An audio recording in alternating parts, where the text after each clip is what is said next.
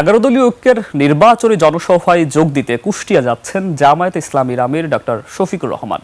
শহীদ আবরার ফাহাদ স্টেডিয়ামে নির্বাচনী জনসভায় বক্তব্য দেবেন তিনি। ডক্টর শফিকুর রহমানের আগমন ঘিরে জেলা জুড়ে নেতাকর্মী ও সাধারণ মানুষের মধ্যে উৎসব মুখর পরিবেশ বিরাজ করছে।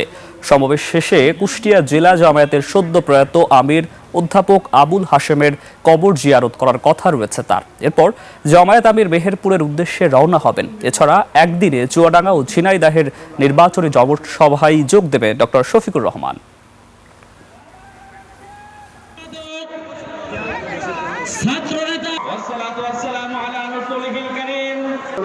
আমাদের সর্বাত্মক চেষ্টা করব